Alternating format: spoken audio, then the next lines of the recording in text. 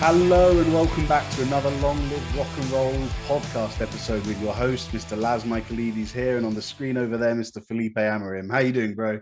Doing great. How's everyone doing? How are you doing, Lars? Oh man, I'm excited because we're going to tell the guys what we've got going on today. So Special today, episode, isn't a it? special episode, our first interview. Today, we have the absolute pleasure of chatting with a renowned rock journalist who has finally released his long-awaited book about the friendship he shared with the late iconic guitar player, Edward Van Halen. That's right, folks, the Eddie Van Halen. Now, he was going to write Eddie's autobiography back in 1985, but the book never came to light. And so Van Halen fans have literally been waiting for the best part of almost 40 years for this guy's book to come out. This writer has previously authored 7 other books, including biographies on Jeff Beck, Free, Bad Company, Black Sabbath, Randy Rhoads, and he writes about what being friends with one of the most iconic guitar players in the world in this new book. In order to tell the story accurately, he poured over hours and hours of interviews and peered deep inside distant memories to create a book unlike any other out there. This journalist spent many hours with Eddie at his Hollywood house, up at Van Halen's 5150 studio, on airplanes, in cars, and even on several occasions was jamming with Eddie Van Halen.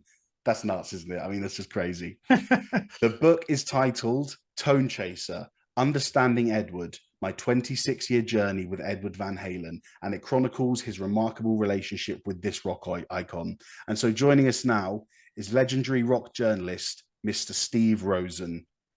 Let's get him in. Hello, Steve. How are you doing? I'm doing great. How's it going over there? Very well, thank you. Yes, welcome to the show. I mean, we did chat earlier, but this is Felipe, our co-host, who you already know. Listeners, Felipe. This is Steve Rosen, the author of the book. And we're absolutely thrilled to have you on, Steve. So thank you for joining us and come to chat about your new book. Yeah, thanks a lot, Steve. We're glad to have you. Very welcome, guys. Looking forward to it, for sure. Excellent. So we've actually sort of, we both read the introduction and the epilogue. We both actually picked a few chapters to read, and we've kind of identified, in our opinion, 3 categories about the book, or 3 things we want to talk about. So first of all, Steve, although the book is about the late great Eddie Van Halen, there's an author behind the book, obviously, and that is you. So we want to talk about you for a bit. So the first thing that came through to me, Steve, was the absolute passion that you had for Van Halen, the man, the music. It was just obvious to see, even from the bad times, you were desperate to write the book and you were upset that the tapes were sitting there doing nothing. So you've interviewed and written about many musicians. I did allude to this in my introduction of you, many musicians and bands. But what is it you saw in Eddie Van Halen that made his life such a priority and focus for yourself? So, Laz, you're going to toss me a hardball here for the first one, huh? Yeah, that's it. We're going in straight, Steve. That's it. All right, man. You're going right for the jugular. Well, look, man, it took me 580 pages to try and answer that question. And hopefully I got close to it. Man, as you mentioned, look, I've been writing, as of today, I've been writing for about 50 years. I've met a lot of guitar players. I've met some of the truly great guitar players of our time. Edward had this, I don't know, man. He had this extra XY chromosome that I never really felt with any other guitar players. Let me take that back. I felt it with Jeff Beck. Jeff Beck, and I write about it in the book. Jeff Beck was my favorite guitar player, and I think Jeff was just a rarity amongst rarities.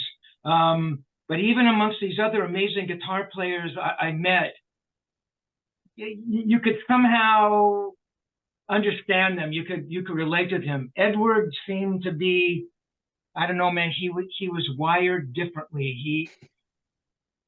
Everything he did, his truly, man, his essence was just about making music. And if Ed could have gotten away without eating and sleeping, that's all he would have ever done. Being so close to that kind of creative, my God, gold mine. I mean, again, I've been around these incredibly creative people, but to be around it sort of daily and to see it day in and day out, and to watch the creative process, or as much as I could see, you know, what was extraordinary. I mean, I could tell. Look, I met him in '77 before the first album comes out. The first album comes out, and within, what is that, 6 or 8 months, they're like selling more records than Journey, and you know, then he goes off and he does the Day on the Green, and now he's out there with bands like Foreigner and AC/DC. You're talking about a guy whose career just skyrocketed, you know.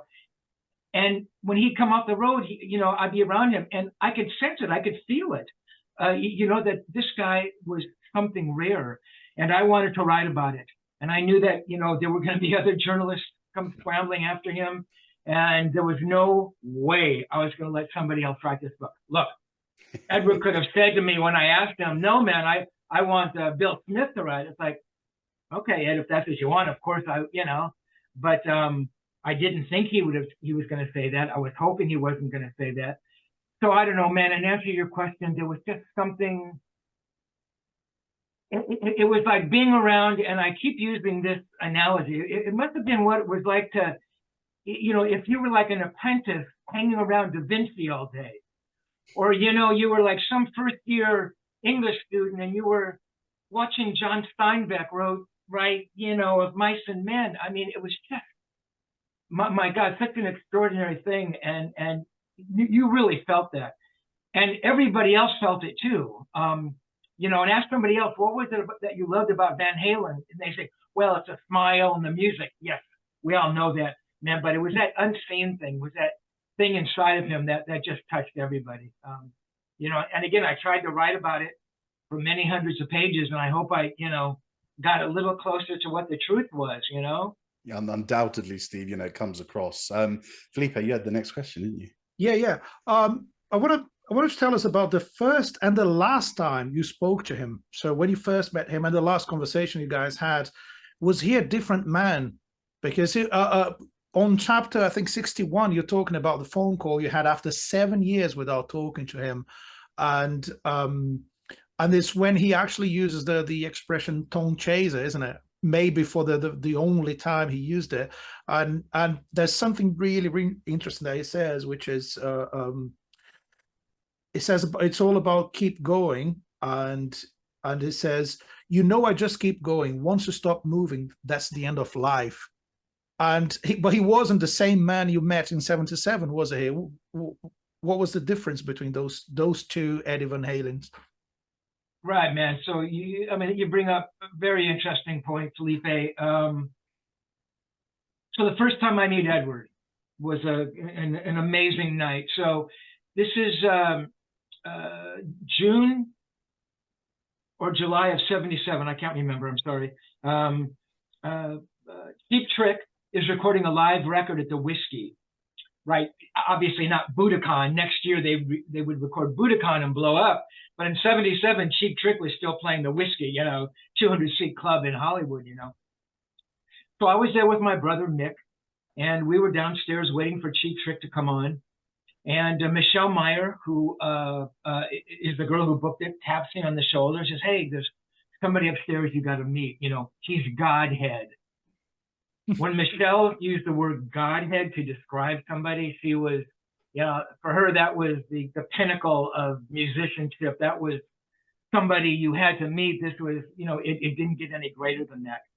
And Michelle was really plugged in, man, to the whole musician community in Hollywood. She knew what was going on. As I mentioned, she booked the Whiskey. She also booked a couple of pretty important punk clubs back in the day, Madame Wong's East and Madame Wong's West.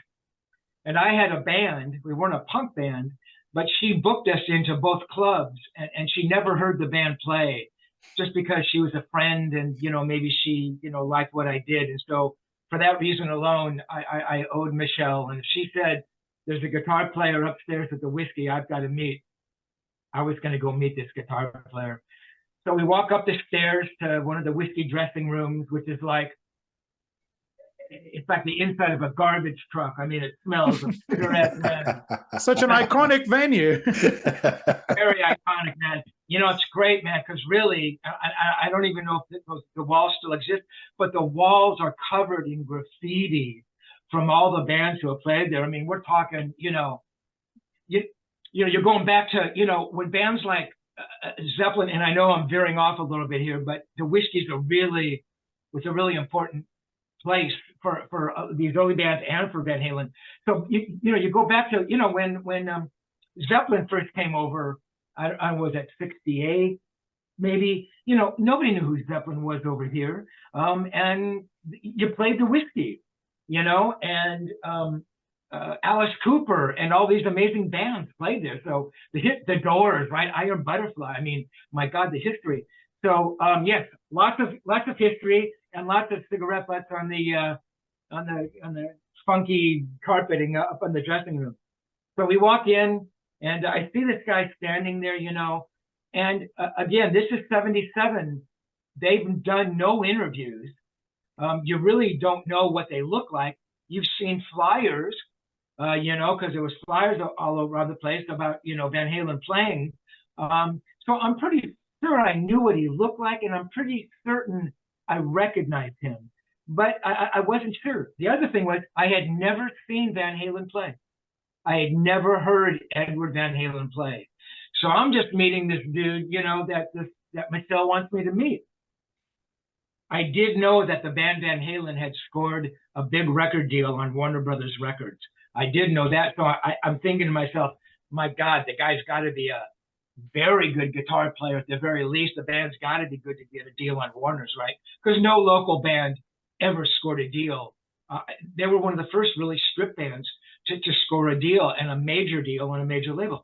So right. I go in, and we shake hands, and Eddie Van Halen, Steve Rosen, and Steve Rosen, Eddie Van Halen, Godhead, and Ed smiles. Obviously, Edward had heard the phrase uttered by Michelle earlier, and we just started talking, and I wish I could remember kind of how the conversation started. That's a tough one, but I do remember. I mean, what else are we going to talk about, man? We talk about music, and I must have told him, yeah, man, I'm a music journalist, or I've interviewed bands.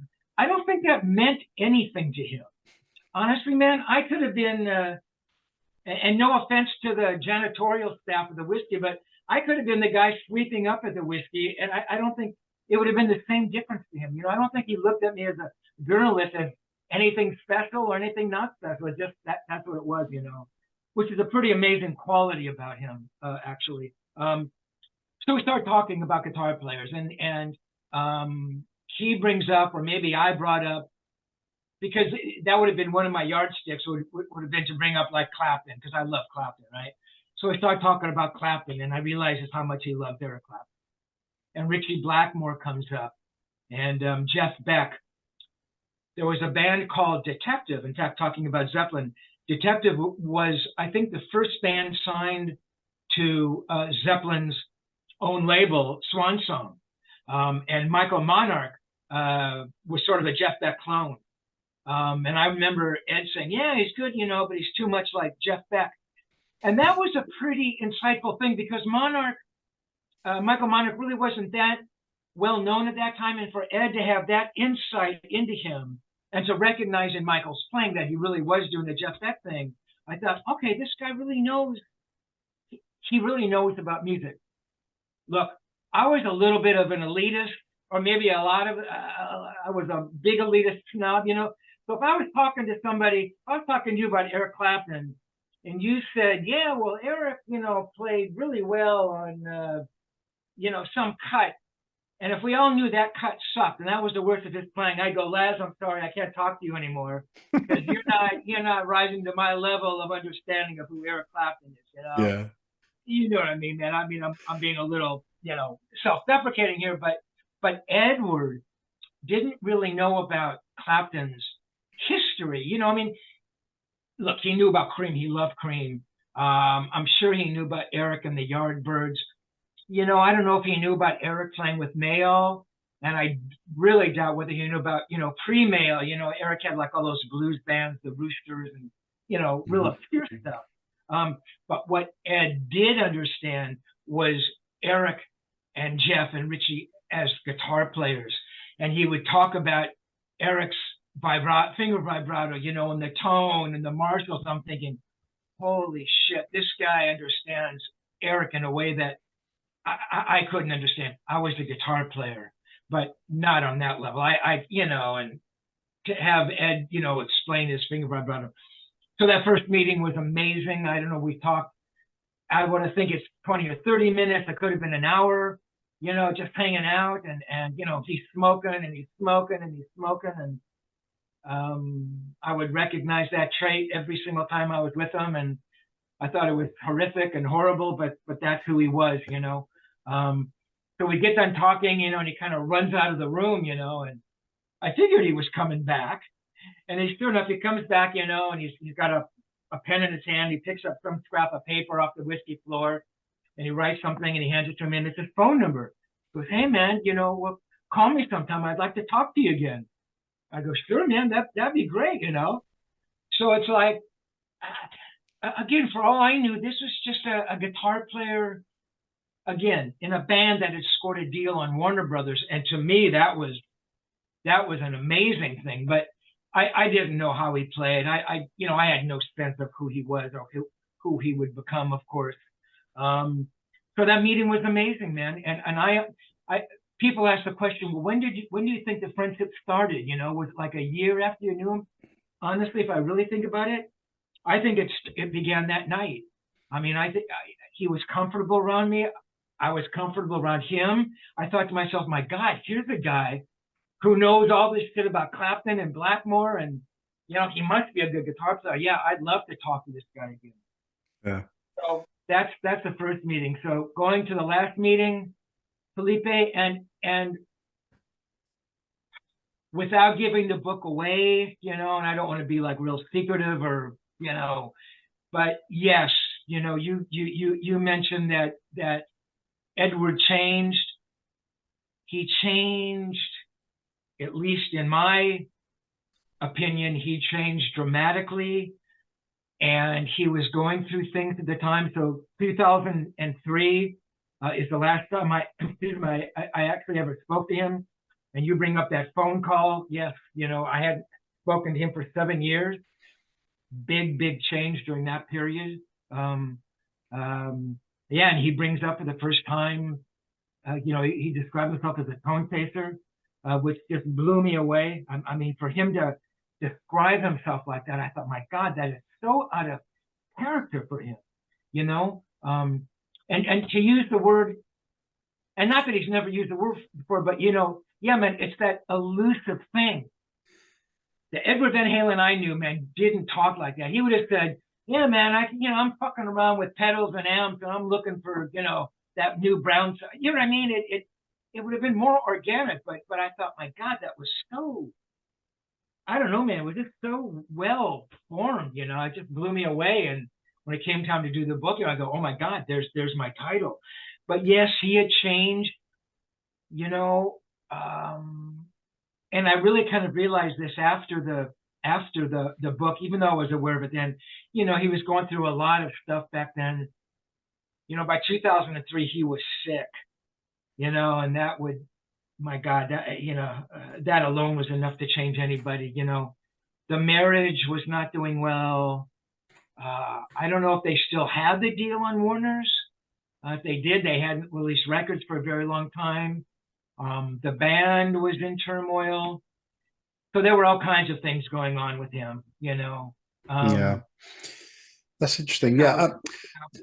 Steve, I was going to ask in relation, chapter 63 was fantastic, by the way. And I'm following on your lead. I'm not going to give anything away.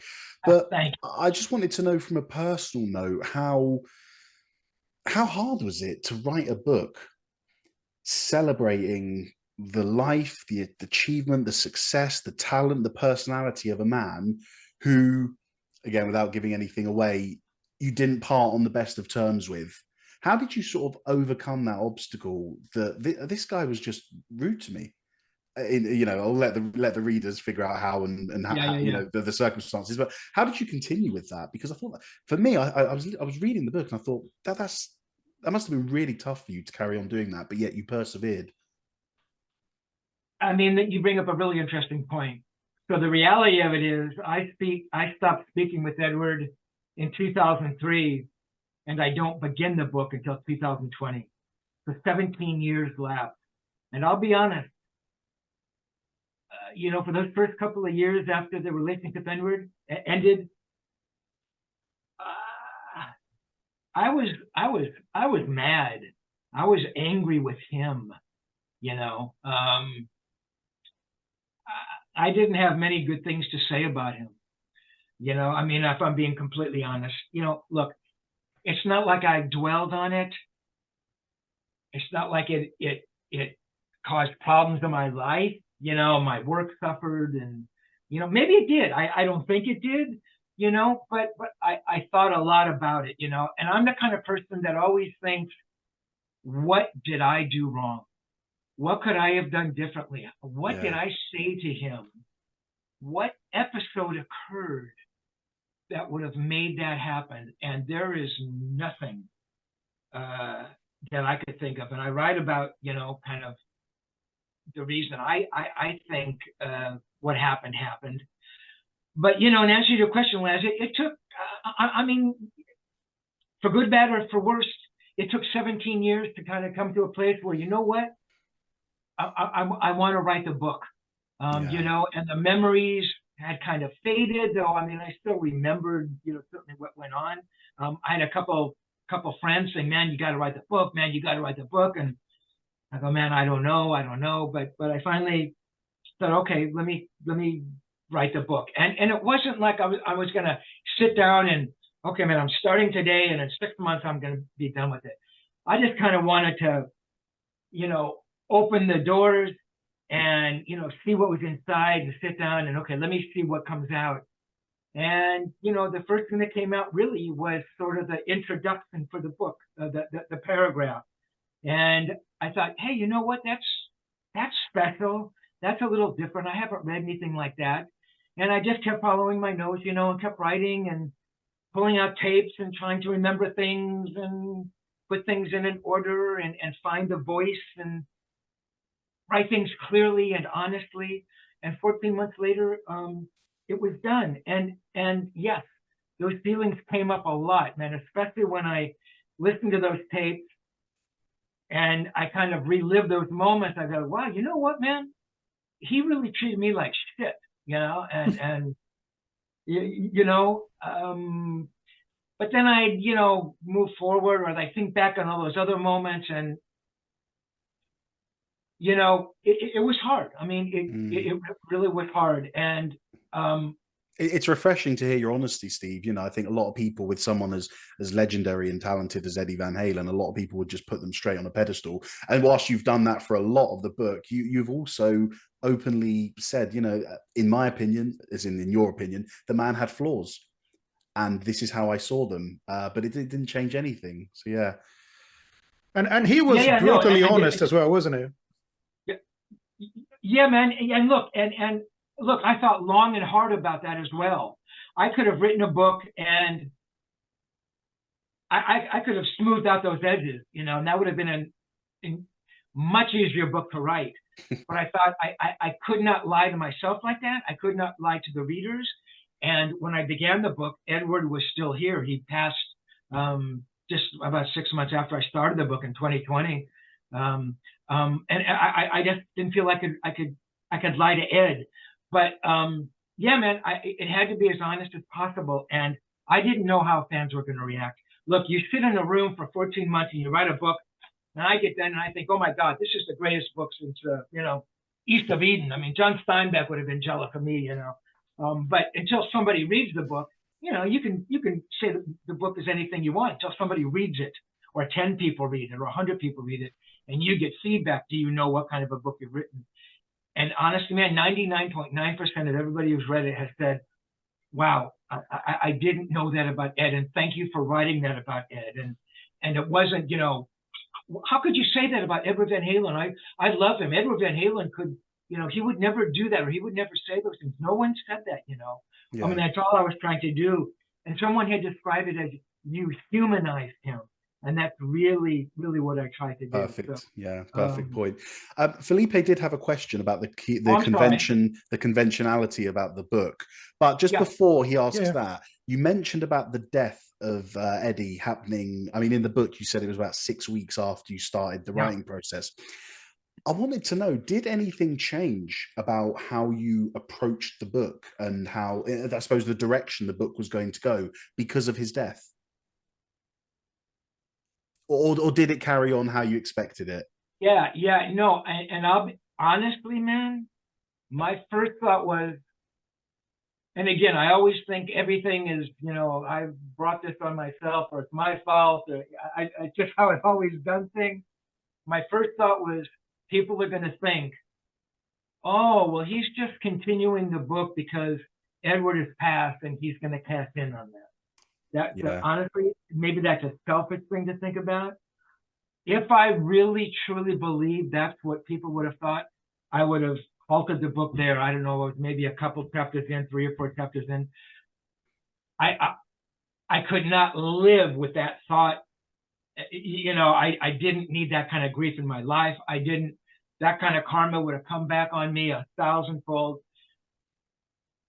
Beyond that, yeah, man, it was really hard. My thoughts were, what do I do now? Do I finish the book? Does it take on a different angle? Can I now not say some of these things because Edward is gone, Because honestly, one of the dreams I had, I was going to finish the book. And again, I hadn't spoken, by then it would have been, I hadn't spoken to Ed for 20 years. Yeah. Edward was going to see the book and, he was going to say something, or that was going to bring us back together. Or he would have been Edward. He would have said, hey, you know what, man? I still, I haven't read the book and we still can't be friends, but I know what kind of book you would have written. And I know the book would have been an honest one. These are my daydreams, lads. You know what I mean? But in answer to your question, yes, it was really difficult after Edward passed. And the thoughts came back to me as I was writing. I don't believe it changed the direction of the book at all. I kind of, by then, like I said, I was 3 or 4 chapters in. I had a sense of where it was going. So I just kept going. Yeah, but that was horrible. I mean, it was just horrible. That's good for you for sticking with how you initially wanted it. Yeah, sorry, Felipe, did you have to? Yeah, I think that actually relates to how Edward Van Halen was approaching his music as well. And he was honest about music and about life, about whatever he thought about people. He would be really honest about everything, as you described. And sometimes that would be harsh. There's something, something I want to mention is the fact that this is not a conventional kind of biography, is it? Again, trying to not give too much away, but it's not like, oh, let's start from when he was born and then tell the whole story of his life, and describe how the tours went and the album sales and all that stuff. No, you're talking about specific chapters of his life. Let's put it like that, and it's not the original project, isn't it? In 1985, you started this idea of what he would be a biography, and the whole thing changed when you started this book, which is a complete new project in that sense. And you found what you call the Twilight tapes, and that's what I think it makes the book really, really special. Oh, that's cool, man. Yeah, man, that's an excellent question. Yeah, so let's go back to the original book and use that as a foundation for the answer here. So yeah, so in 1985, and we touched on this earlier, Laz, Edward is becoming a legend. I mean, I'm sitting there in the room, and I'm seeing this guy. I mean, he's a legend in his own lifetime, and I'm seeing it, and I'm recognizing that. And at a point in time, I build up the courage to ask him if I can write his biography, and he says yes, and he says a very nice thing. I can't think of anybody else who could write it, and that, that to me was, oh my God, that's lovely, isn't it? Unbelievable. So I begin working on what would have been Edward's authorized biography. So I reached out to his friends and band members, and promoters and it was amazing.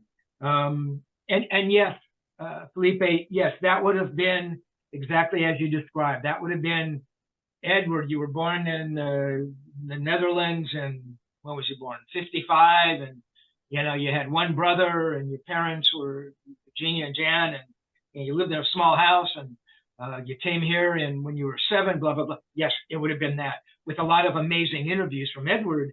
But yes, it would have been certainly a more conventional biography. So that book never happens, to my great chagrin and disappointment.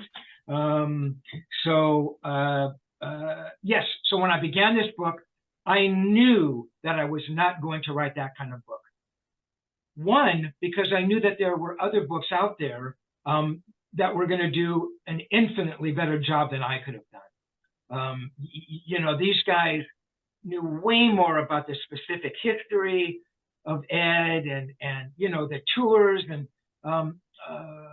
it was more guitar centric. They were talking about the Bumblebee and the Frankenstrat and his changing guitar tones, and I didn't want to do that. I had written about that kind of stuff really in the interviews I'd done with Ed for Guitar World and other music mags, and I didn't want to do that. I thought people kind of know about that, even though those other books are really well done. So I just kind of followed my nose, and I even looked up, I looked up on Google, how do you write like somebody's biography, and they have like guidelines. Well, it's got to be all written in one tense, and you can't jump back and forth between tenses, and you can't insert yourself into the book. And I thought, fuck you. It's my book. I'm going to jump backwards, forward, inside and out, and even though, and this is the truth, I never really meant it to be, and I hate this word because it sounds so stiff, my memoir, but the truth of it is I was the guy there, it wasn't somebody else, so bless you. So by default, I was going to be involved in it, but I didn't, no way did I think I was going to take, the role of the main character. So in answer to your question, Felipe, yes, it became an entirely different book. All convention flew out the window. I used these little sections that I called notes, tried to be clever. Quarter note, right, in chapter 4, and whole notes. It's like I ran out of, descriptions, to precede the word note. But I thought that was interesting because now you're not only reading Edward Van Halen's own words, my own words written in the first person, the author of the book, but now you have this guy in this note section looking down on this Steve Rosen guy and saying, dude, what are you doing? That's the worst question anybody could have asked Edward Van Halen. What is your problem? Are you a knucklehead? And I thought, I've never read anything like that. I thought people are going to either think that's the most ludicrous thing they've ever heard, or they'll kind of get off on it, and I was laughing at it, and I thought it was pretty cool for me to really zone in and be honest about myself. And I am, trust me, there's no bigger critic of me than me, and that's what comes out. And yes, so I'm beginning the book, and I'm starting to look through all my cassette tapes and pull them out and realize that most of them aren't even labeled with a date or anything, and that causes, my God, weeks of trying to, listen to a tape and catch one phrase of him talking about, some tour or some song that I knew was on the third record. And I go, oh, that's from 79, because there's no dates. Yeah. And I see this one binder, literally, that's literally torn in half, and the binder hasn't been opened. I can tell, man, it's dusty, and I'm looking inside, and I see these tapes sort of cryptically marked. And I go, what the hell? And I put this one on, and the truth, man, it was queued up right to a point where my dad thinks I'm a genius. And I can tell that Edward is he's breaking up, man. He's crying. And I go, oh my God, that's what these are. These are all the conversations that weren't the official interviews, but these are all the conversations when I had the tape running. Thank goodness I had the tape running. These conversations tended to happen late at night, hence twilight tapes. He'd call it 2 a.m. and, Ed would want to talk about something, and sometimes it would be about music. Sometimes it would be about Dave or, his family. And I thought, wow, this is amazing. This stuff, people, if you're a Van Halen fan, you were going to love to hear this, because this really reveals who he is.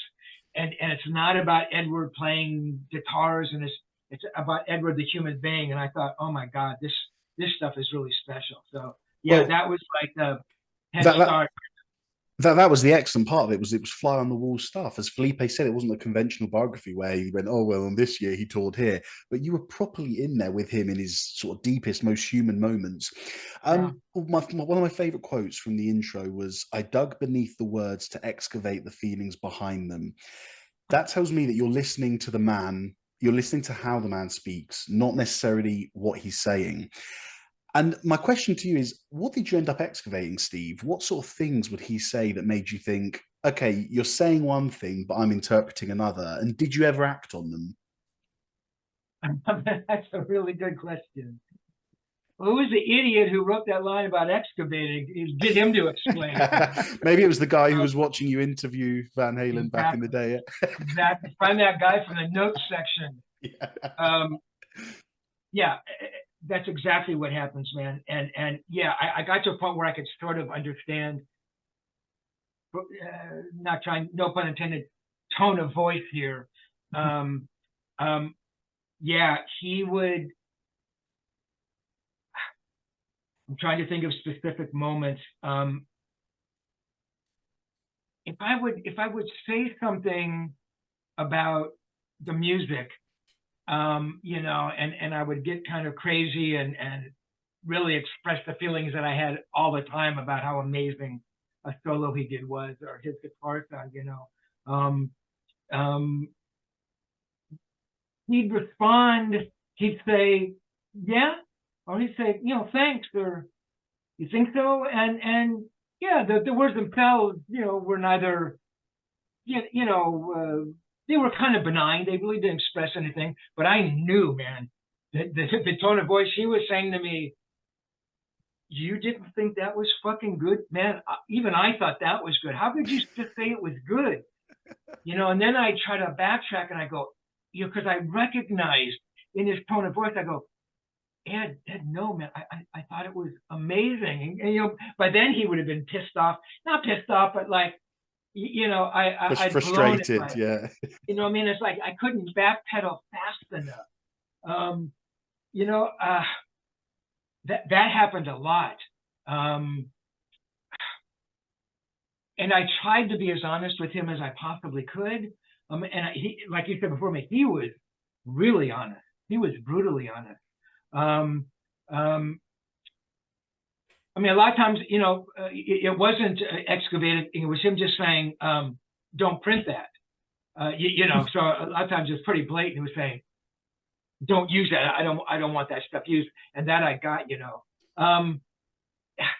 sometimes I thought I understood the emotion behind it, but I would get it wrong. Trying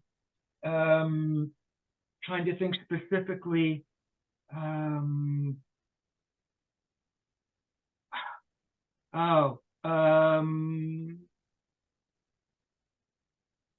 He would say something about Mike maybe, or Dave, and I would sort of follow along in his thought, thinking that he's like really angry with them, and think, but really I misconstrued the tone of voice. What he was really trying to express to me is that he loved those guys, and it was just utter frustration. So I follow along with a comment like, yeah, well, maybe Mike should try harder, or whatever it was, and I don't want to sound like I bashed Mike, and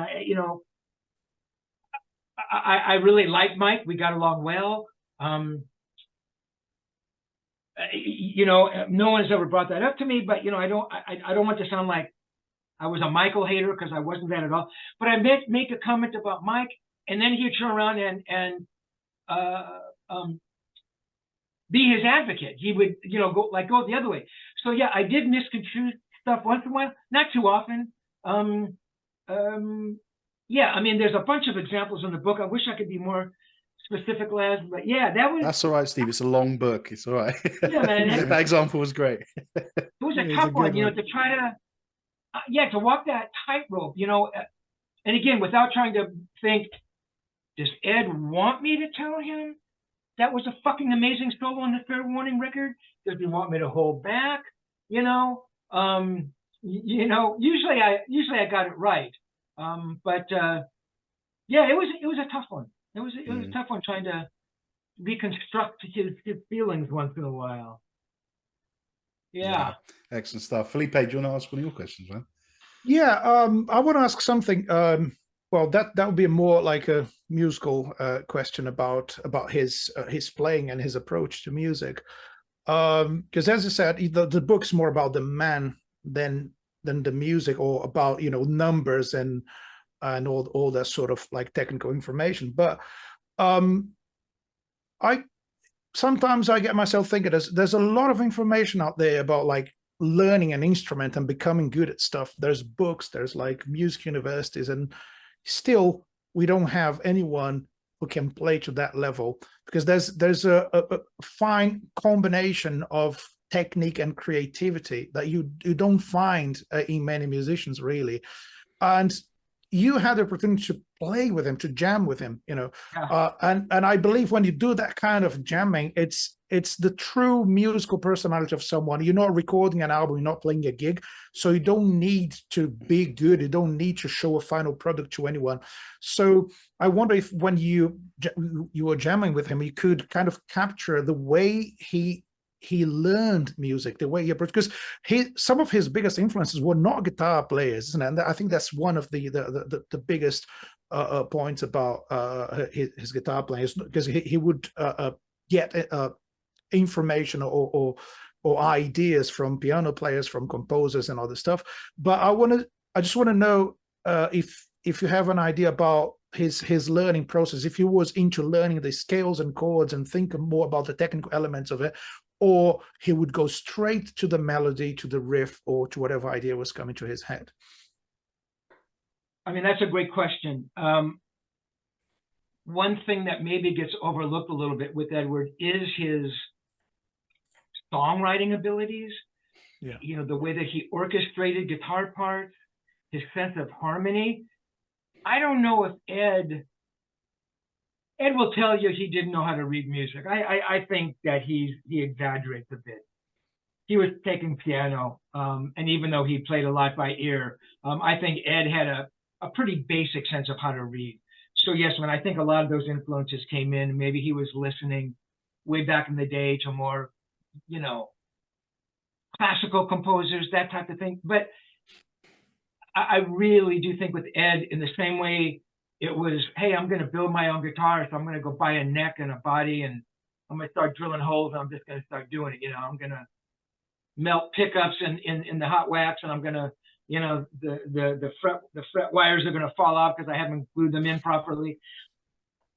I don't know if Ed ever sat down and said, okay, I'm going to learn the pentatonic scale and the minor scale, and I think with Ed it was more, if anything, it was listening to Jan Ackerman and those weird kind of, whatever those scales where he did those diminished weird things, or picking up Clapton's things, even though he doesn't sound like any of those people. He's the big Leslie West guy, but Ed didn't sound anything like Leslie West. I mean, I really do believe that with Ed, it was just inhaling everything and just being able to retain it and turn that into something extraordinarily unique. And yes, in those little moments when I was around him, when we jammed, I mean, first of all, it was everything I could do to remember how to, hold the fucking guitar pick and, okay, this is an A minor chord, and I played this before, and don't think about Edward Van Halen sitting 5 feet away from you watching, So, I mean, that was the first thing I had to get over. But yeah, I had a little glimpses into the real songwriter part of him. And when he came over to my house, and I write about it in the book, and that's a fun chapter, and I'm there with my buddy, and he's playing keyboards, and Ed starts noodling over one of my songs, and he's describing how, you know, you could build the rhythm parts, and, you know, and he just comes up with these little accents, you know, on the guitar, and go, oh my God, it's so simple, but, you know, in no way am I trying to tell you that I was on a level with Edward Van Halen, because I wasn't. But by then I've been playing the guitar for many, many, many, many years. And I had a decent understanding. I'd never written a hit song in my life, but I understood what good songs were, and I understood, you know, building B sections into choruses and how guitar parts are built. But he came up with these things that it was just way beyond me. And I think it was way beyond a lot of other guitar players as well, because nobody wrote like him. Again, in answer to your question, Felipe, it was organic. I don't think he ever sat down to learn scales or think, oh, I want to write a song in a minor key, you know, oh, or the chorus has to build. I think it was just him playing these changes, and it's just the way he wrote, you know, and you got to give Dave credit for coming up with those melodies over those changes. And I write in the book, I was never a huge David Lee Roth fan, but I can recognize how difficult it must have been coming up with melodies and, you know, that kind of phrasing over those kinds of chord changes. Ed was just an extraordinarily musical guy, and that's all he ever did, and that's all he ever lived for. And yeah, he was constantly trying to improve, though if you said that to him, you know, and I remember asking him, hey man, are you a better songwriter on the second record than you were the first record? And that was a question I should not have asked, because he interprets that as an insult. He goes, well, man, that sounds like, and I can't remember his exact words, but that sounds like, oh, like it's a planned thing. Oh, well, I did Run with the Devil, so I can't write that song again. It's got to be, you know, Run with the Devil Part 2, but it's got to be, you know, so it's like, okay, Ed, you know, it's just, you know, certainly the last thing wasn't meant as an insult. But with Ed, yeah, man, it was an organic thing. He had been in the studio for the first time, really, on the first Van Halen record. He had done those demos with Gene Simmons, but that was a little different. That wasn't really proper recording. So he learned about the studio. I mean, I think anybody would agree that on Van Halen 2, his writing becomes, what's the word? It's elevated. It just becomes a little more focused, maybe. Not to say the first record wasn't amazing, but he did get better. You know, he understood more of who he was, I believe. Yeah, I mean, it's just amazing. Because he didn't stop chasing, you know, he didn't stop chasing for that, you know, tone and melody and everything. That's what it is, absolutely. And that's the soundbite right there, Felipe. Thank you for bringing it back to the title. Steve, this is an off-the-cuff question. I haven't prepared this one, but I'm a big metalhead. Now, historically, you know, if you go really deep in it, you could definitely, and there's a massive argument to say that Van Halen essentially invented glam / hair metal with that first album. Did Eddie ever acknowledge this? Did he ever see them as less hard rock, more heavy metal? Did he ever sort of see this? I can tell you empirically he did not. I thought so, yeah. Fair enough. Right? No. But it's a good question, because it's one of these questions I really wish I could have delved into more. Had the book happened back in the day, those are the kinds of things.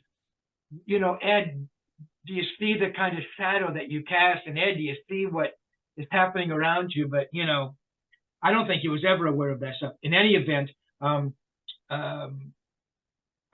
don't know if I asked him in the book or it's an interview I did with him once. I said, you know, do you consider yourself a heavy metal band? And that was a dumb question, you know. And he said, no, man, what's heavy metal? I go, that's a good name for a magazine, but no, you know.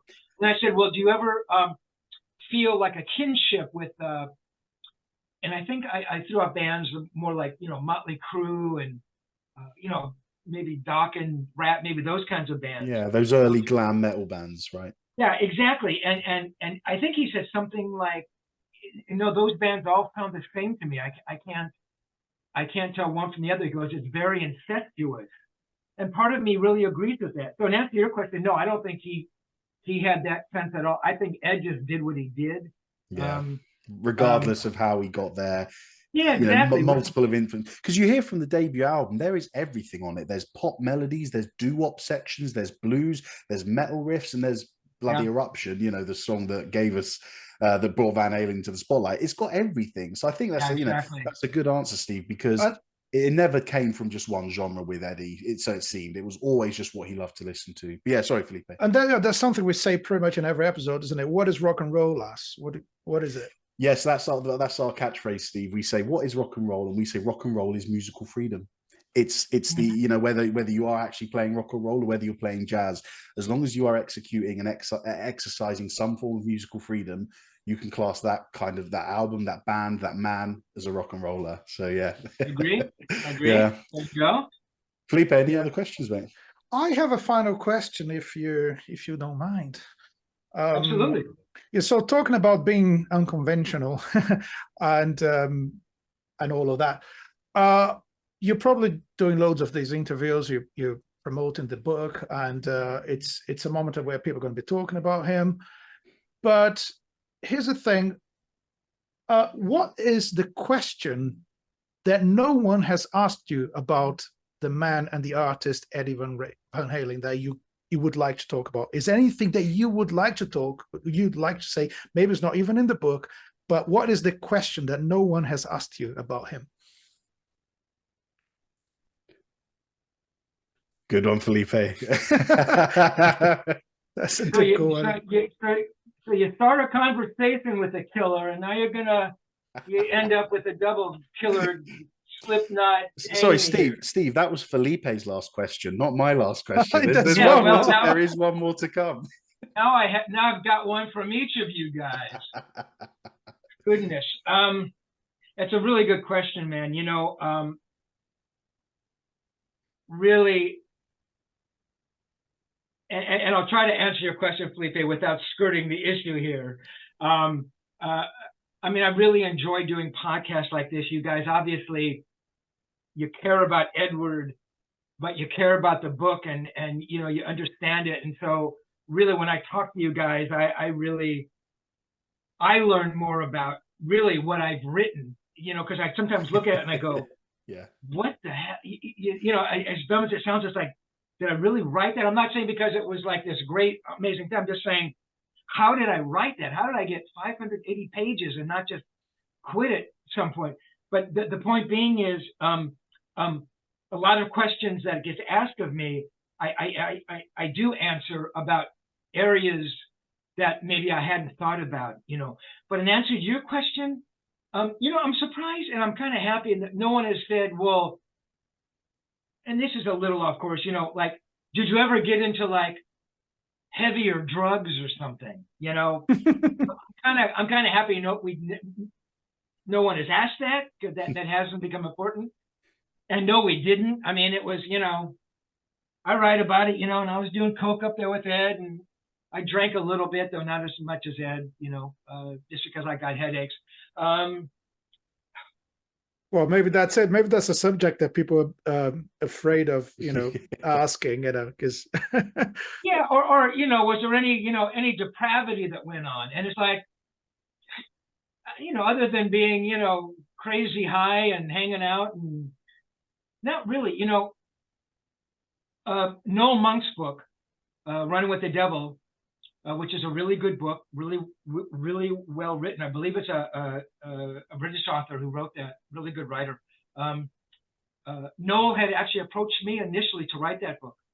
And this is probably, I get my dates mixed up, maybe 2015, 2014, you know, a few years before I'd actually sat down to write Tone Chaser. And his book is valid because he was there on the road with Ed. I never spent any time with Ed on the road other than a couple of days, you know, and I write about that. So Noel saw a different side of Edward. The point being here, there's a lot of kind of insanity, depravity that goes on in Noel's book, which I don't doubt for a second. But I can tell you that with Ed, that never happened. Noel writes about Ed smoking pot every day. I never saw Ed smoke a joint other than a couple episodes that I write about in all the years I was ever with him. Again, I'm not saying it didn't happen, but in answer to your question, man, what could I have asked? Dad, I don't know, man. It's a really good question. I have to. I think you gave us a good answer, because like everyone, sometimes people approach that, you know, subject of drugs and all that stuff, but he was more about making music than all of that, isn't it? Yeah, he really was, you know. And look, as bad as this may sound, you know, the reality of it is, only one time, and I write about this as well, at a NAMM show, did I ever see Ed so fucked up that he couldn't stand. He could barely talk, and it was horrendous.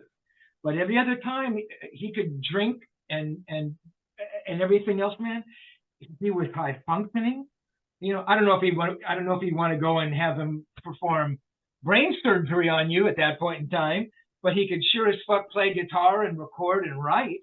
You know, because that's who he was. He lived in that place. You know, it's when he got sober, you know, that he talks about it being difficult to go back up on stage or maybe record. But yeah, I guess, yeah, the drug moments, yeah, there was never anything else other than what I write about, you know. Yeah, I mean, I don't think there was a whole lot that I left out.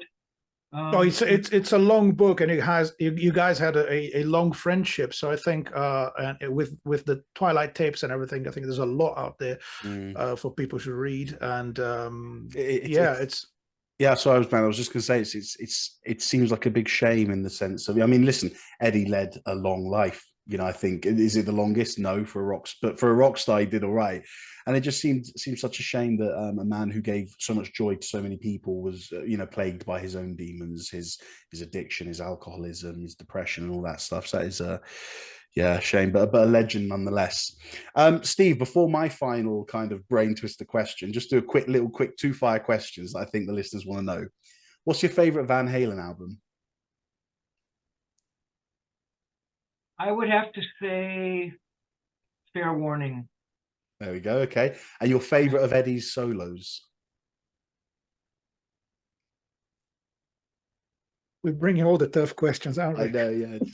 Exactly. Can anyone pick one solo? Yeah. All right. If it's that hard, Steve, you can give us a top three. Hear About It Later is pretty unbelievable. Oh, man. Light Up the Sky, which was one of Ed's favorite songs. I thought the solo on, excuse me, Jump was unbelievable. It's brilliant. And I think, you know, for him to, you know, you can see kind of those prog influences, man, and the weird timing thing, and, you know, the way he plays that. In conjunction with it being, in conjunction with it being a pop song. Yeah, man. Yeah, crazy solo in a hit song. You don't hear much of that, is it? Yeah, exactly. Well, I mean, God, the solo on Beat It, I mean, you know, obviously not a Van Halen song, but my God. Just as relevant. I love that one. I think it's one of his best moments. Yeah. Excellent. Steve, time for my final kind of deep question.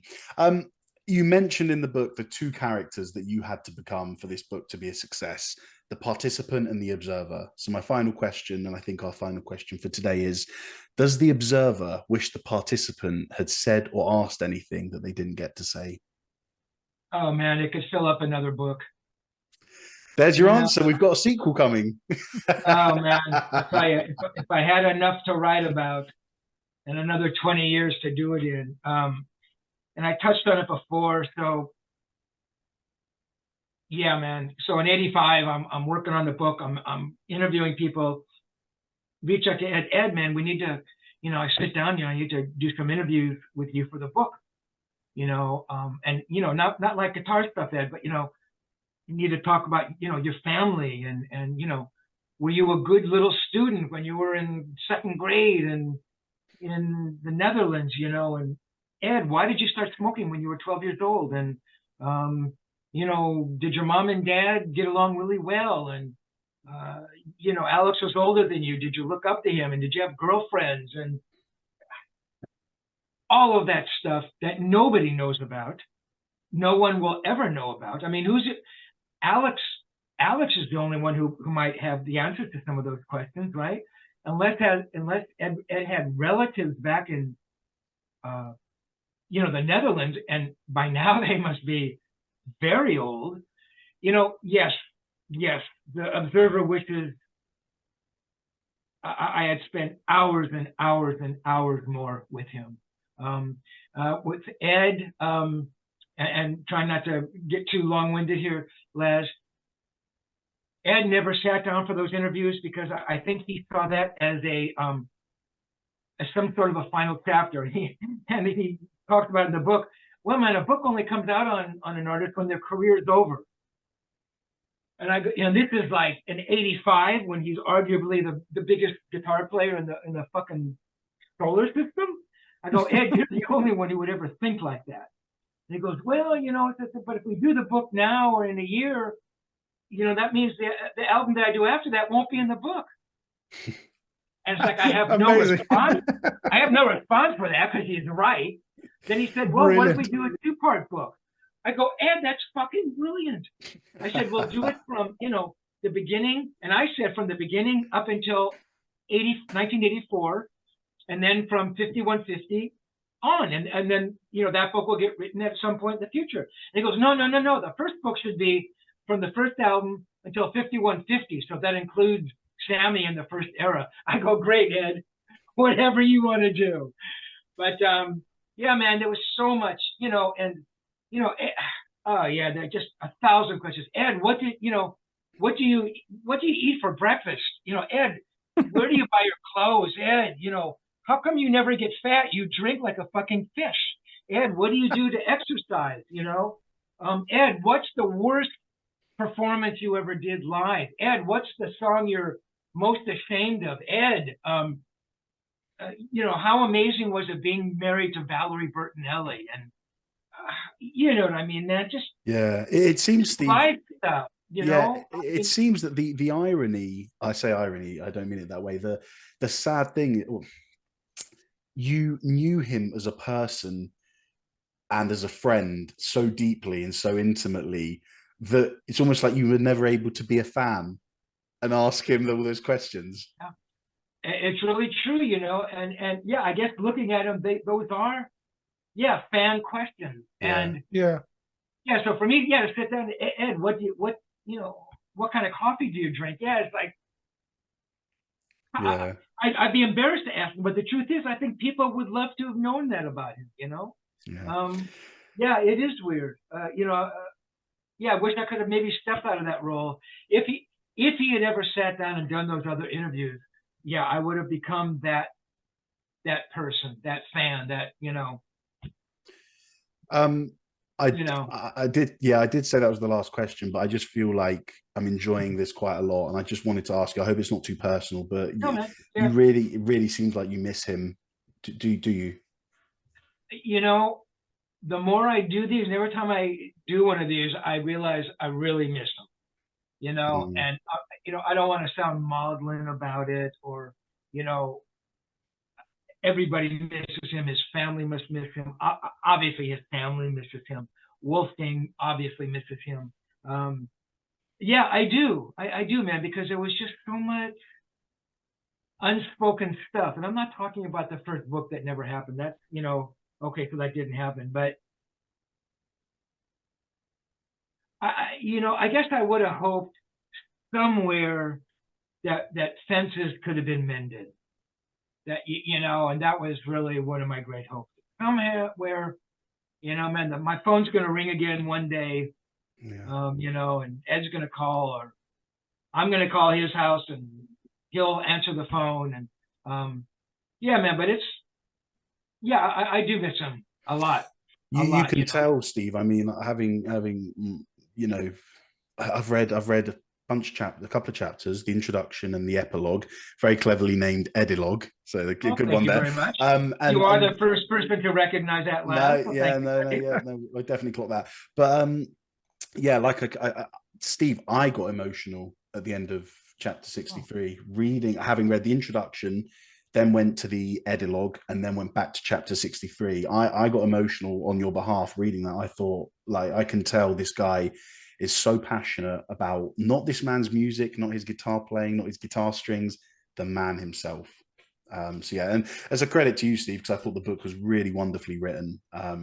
For the the parts I read anyway, fantastic stuff. But yeah, Felipe, any last thoughts, or we good? Yeah, I think we try with this podcast to dig into who is the person behind the music. We talk a lot about the meanings of lyrics and how a song was written and all that stuff, and the beauty of your writing is that you're bringing all of that, all of that real information that people can relate to. It's not like, let's talk about his guitar pedals and all that stuff that everyone has talked about already. Exactly what I was going to say, man. Yeah. It's unconventional as he wasn't a conventional guy, was it? So that's it's so good that it's refreshing to read something like this. So we're really glad you're here in the show with us. It's been amazing. Oh, very cool, guys. I really appreciate that. Thank you very much. Les, you hit one point, and then I'll let us go here. Look, I thought I think he was the most influential guitar player who ever lived. I think Jeff Beck was the greatest guitar player, but I think Edward was the most influential, more than Hendrix, more than Clapton, more than Page. I think he influenced more guitar players on this planet than anybody. I love Van Halen. I love the band. But that being said, and again, I love the band, but yeah, I loved him more as Edward. Look, he was the guitar player, he was a musician. You can't divorce the two. But I loved him as this friend, as a guy I knew, more than I loved the music he made. You know what I mean? It's like completely. Obviously, I was in awe of who he was. But he was, it was that other side of him, and you kind of touched on that before. It's like, I loved his music. Obviously, I loved his guitar playing. I was in awe of it. He was one of the most gifted guitar players who's ever lived, But it was this other side that I tried to, write about and capture and convey emotions about. So yeah. Fantastic stuff. Yeah. Thank you, Steve. Did you have anything else to say? I was just going to say, Felipe said, typically you guys will dissect songs and lyrics and this and that. Shoot me, I don't know Van Halen lyrics. I mean, I know some, but I'm not that person. Those guys who wrote those other books, fans, that's what they know infinitely better than I did, And Edward and Ed knew that about me. Ed understood that, and I think that's what he was sort of not attracted. He felt comfortable with that. I didn't know every lick and every lyric and all that stuff, but so anyway, yes. I think in the best definition possible, you were a friend. You were a friend before a fan. Listeners, I mean, the book is out now. It's you can order it at tonechaserbook.com. There's going to be a link in the description below in the show notes. Steve, thank you so much for coming on, man. We've honestly had the best time. It's been fantastic and fascinating to hear the insights. As Felipe said, it's so easy to just Google what pedals did Van Halen use, what guitar did he use on this tour. We don't need to know that. For the fact that you've given us this insight on who he was as a person, a man behind the music is just invaluable information. So anyone, whether you're a guitar fan, a rock music fan, or a Van Halen fan, this sounds like this book's for you. And I can tell you this book's for you because we've read a few chapters and it's brilliant. Steve, thank you so much for joining us. Please hang around in the waiting room for 2 minutes whilst we finish up so we can say goodbyes. But thank you for joining us, Steve. Very cool, guys. Thanks. See you guys. Thank you, everyone. Yeah, we hope you enjoyed that. That was invaluable conversation, wasn't it? I mean, just to hear that side from a man who's been there with him, jamming on the aeroplanes with him. Oh, that was brilliant, man. And some awesome questions as well. Fantastic stuff. So, guys, as I said, the description in the link for the book is going to be in the description below. tonechaserbook.com. I mean, this episode, it's out. We're in early December. Christmas present. For your dad, for the person who loves Van Halen. If someone wants to buy me a copy, there you go. Yeah, see, we've got a copy, an ebook copy, but the book I want the hard copy. But you want a hard copy, don't you? Please, someone ship it to me.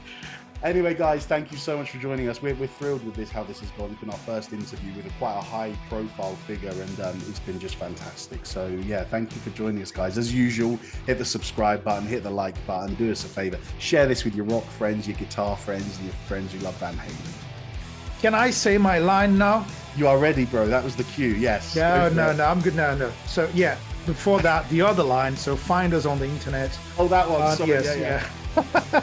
Yeah, please download as many episodes as you can, because that really helps us, and give some feedback. Thanks for being with us again, and keep on rocking, everyone. As usual, guys, take care and long live rock and roll.